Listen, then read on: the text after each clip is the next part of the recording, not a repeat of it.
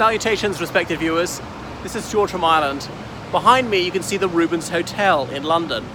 And this is where much of the Polish government in exile was based during the Second World War. And indeed that's where Wladyslav Sikorski lived, who was Prime Minister of Poland until 1943. What I really want to address is his mysterious death. So Polish forces had escaped from Poland in 1939. Some of them had been captured by the Soviet Union in 1939, released in 1941. But anyway, there was a lot of the Polish Army and Air Force here. There were some Polish troops who were in Egypt fighting for the Allied cause. And Sikorski flew out via Gibraltar to visit the Polish Army out there, and then was flying back to the United Kingdom, landed at Gibraltar to refuel. In case you don't know where that is, it's a peninsula attached to Spain, but it's been British territory since 1704.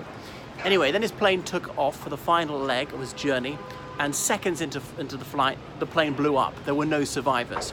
It was astonishing. Who killed Sikorski? Well, the most obvious explanation would be Germany, since he was an enemy of Germany in the Second World War.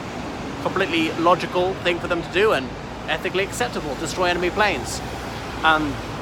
Was it the NKVD, as in the Soviet Secret Service? It's becoming clear the Allies were going to win. Sikorski was an outspoken anti-communist, and he wanted real independence back for Poland to have its pre-war borders. That was a fly in the ointment.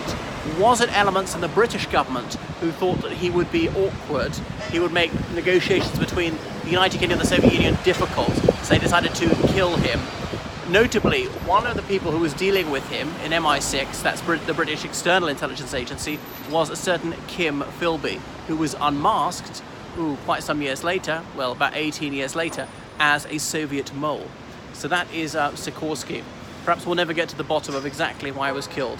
But do go and stay at the Rubens Hotel. It's a most commodious hostelry, and they keep good company. Their neighbours right here behind me, that is the side of Buckingham Palace. Yeah, that's the Queen's Mews where all her carriages are kept. I'll switch it off now.